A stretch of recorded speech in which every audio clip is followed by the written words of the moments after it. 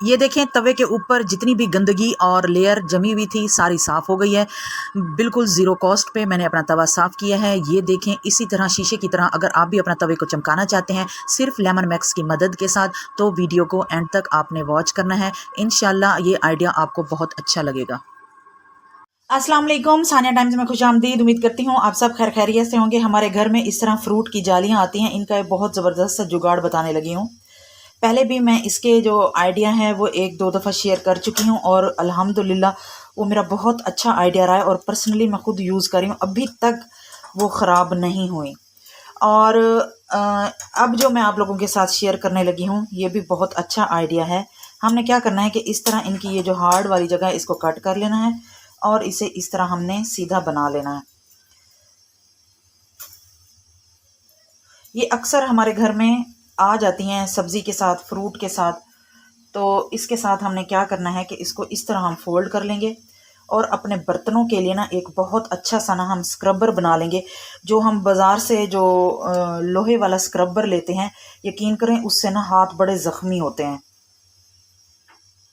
ये देखें, ये उस लोहे वाले स्क्रबर का कमाल है। तो ज़ाहिर है अब बर्तनों को तो स्क्रबर की ज़रूरत पड़ती है, तो इससे बेहतर और कुछ नहीं हो सकता। एक तो ये हाथों को चुभती भी नहीं है और दूसरा क्या है कि ये इसकी जो क्वालिटी है ना वो बिल्कुल है ना स्क्रबर जैसी ही है। इसे हमने जस्ट इस तरह करके इसके ऊपर सुई और धागे की मदद से मोटी मोटी सिलाई लगा लेंगे ताकि ये फिक्स रहे। बर्तन मांजते वक्त इस तरह के जो हार्ड स्क्रबर होते हैं इनकी ज़रूरत पड़ती ही रहती है, तो क्यों ना इस जाली को यूज़ करें। अगर आप लोग चाहें तो इसके अंदर जो हमारा स्कॉच ब्राइट वाला जो स्क्रबर होता है ग्रीन कलर का, उसको भी आप फिक्स करके और इसके साथ आप अपना जो बर्तन धोने वाला स्क्रबर के साथ भी इसको रेडी कर सकते हैं। इसके साथ झाग भी बहुत अच्छी बनती है और बर्तन भी बहुत नीट और चमकदार साफ़ होते हैं। आइडिया अच्छा लगे तो वीडियो को लाइक कीजिएगा। अच्छा जी, जो मेरी नेक्स्ट टिप है वो है बाथरूम में रखी हुई इन साबुनदानियाँ, जो कि मैं अपने वॉशरूम की डीप क्लीनिंग कर रही थी, तो मैंने सोचा मैं आप लोगों के साथ भी ये आइडिया शेयर कर दूं। ये जो साबुनदानियाँ होती हैं इनके ऊपर साबुन इस तरह पेस्ट हो चुका होता है, परमानेंट ये पेस्ट हो चुका होता है। इसको लोहे वाले स्क्रबर के साथ या ग्रीन वाले स्क्रबर के साथ या कपड़े धोने वाले ब्रश के साथ इन्हें धोएं तो ये साफ़ नहीं होती। घंटों इन्हें भिगो के रख दो, यहाँ तक इन्हें तेज़ाब में किसी भी लिक्विड में भिगो के रख दो, तब भी ये साफ़ नहीं होती। इसकी एक बहुत ही आसान सी और मज़े सी और आसान सी टिप बता रही हूँ कि आपने क्या करना है कि जब भी आपने मशीन लगानी हो, कपड़े धोने हो, एंड में जब हम अपनी टेबल या बेडशीट या डस्टिंग वाले कपड़े मशीन में डालते ही हैं ताकि वो साफ़ हो जाएं, तो आपने इसको इसके अंदर डाल देना है। जस्ट 4 से 5 मिनट के लिए आपने इसको इसके अंदर छोड़ देना है। जितने भी बाथरूम में इस तरह के छोटे छोटे टूल्स हों वो आपने इसके अंदर डाल देना है। ये देखें साबुनदानी किस तरह साफ़ सुथरी होकर निकली। यकीन करें साबुन इसके ऊपर इस तरह फिक्स हो चुका होता है, चाहे आप नाखून मारें, चाहे आप छुरियाँ मारें या कपड़े धोने वाला ब्रश मारें या लोहे वाला स्क्रबर मारें, तो ये साफ़ नहीं होती, चाहे इसको घंटों भी भिगो के रखें। ये देखें बिल्कुल नीट एंड क्लीन साफ़ सुथरी होकर निकलेगी। आपको कुछ भी नहीं करना पड़ेगा, जस्ट साफ़ पानी इसके ऊपर फेरें और आके इसको वापस इसकी जगह पे लगा दें। अगली जो टिप है वो इसी के ही लिए है कि आप कोई भी फोम ले लें, कोई भी स्पंज ले लें, कोई भी घर में पुराना स्पंज पड़ा हो तो उसको इसके ऊपर रख दें।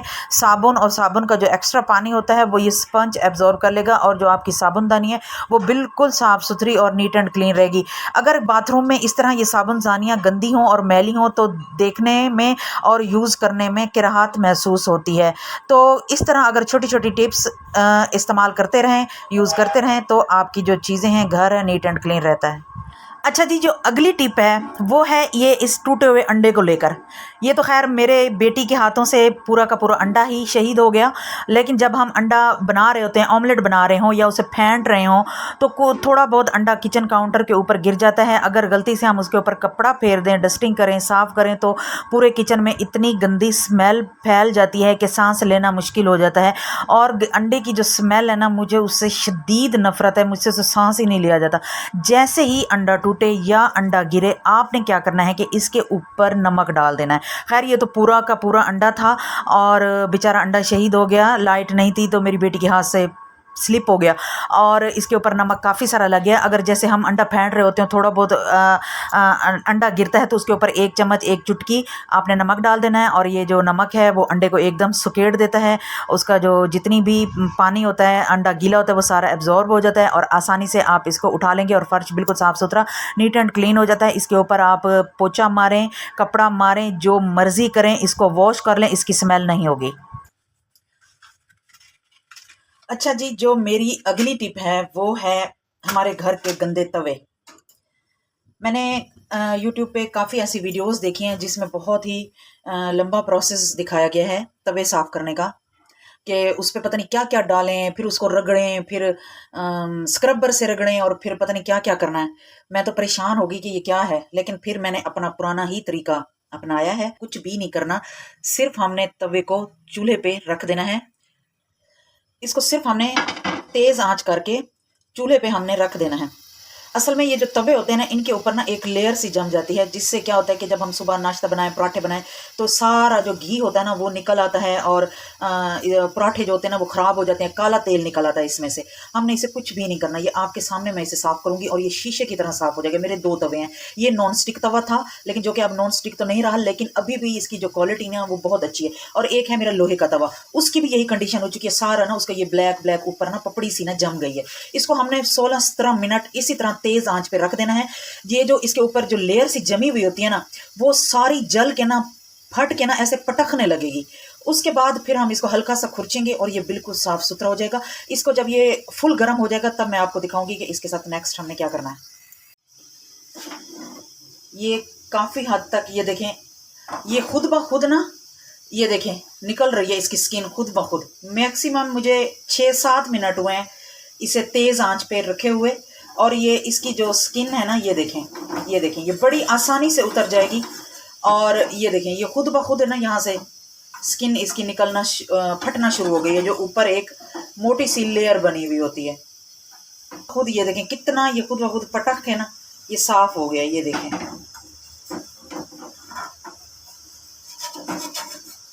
ये देखें, ये देखें। हमें इसे कुछ भी नहीं करना, कोई इस पे हार्पिक नहीं डालना, कोई चीज़ें नहीं डालनी, और इसको जस्ट ना 15 से 20 मिनट आप लोगों ने इसी तरह तेज़ आंच पे रख देना है। इसके ऊपर ये जो स्किन होती है ना, ये खुद ही ना फट के ना उतरने लग जाएगी। मैं इसे हल्का सा रगड़ के आप लोगों को दिखाती हूँ। ये देखें, बड़ी आसानी, मैं बिल्कुल हल्के हल्के हाथों से कर रही हूँ, बिल्कुल हल्के हल्के हाथों से। ये देखें, ये मैक्सिमम 2 से 3 मिनट में ये चूल्हा साफ़ हो जाएगा। आपने क्या करना है, इसे चूल्हे पे रख के खुद बेशक आप दूसरे काम कर लें, बर्तन धो लें, जब बर्तन धोने के लिए ठहरें तब भी इसको चूल्हे पे रख दिया करें साथ साथ, तो ये बिल्कुल साफ़ सुथरा हो जाता है। मेरे बिल्कुल भी मैं इसे ज़ोर नहीं लगा रही, बिल्कुल हल्के हाथों से मैं इसे साफ़ कर रही हूँ और ये मिनटों में साफ़ हो जाएगा।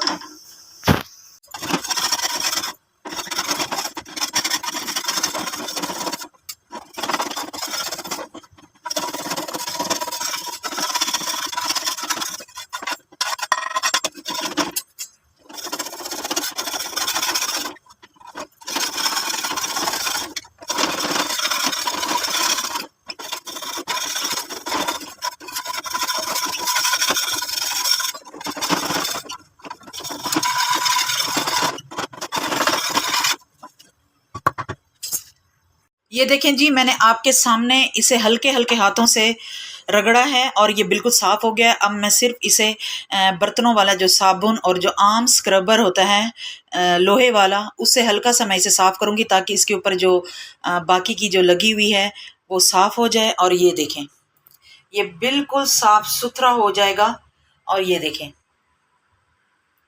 आसानी से उतर जाएगा। अब ये नहीं है कि ये चूल्हे को जाके चिपक गई है, हल्का सा कपड़ा मारेंगे ये उतर आएगी।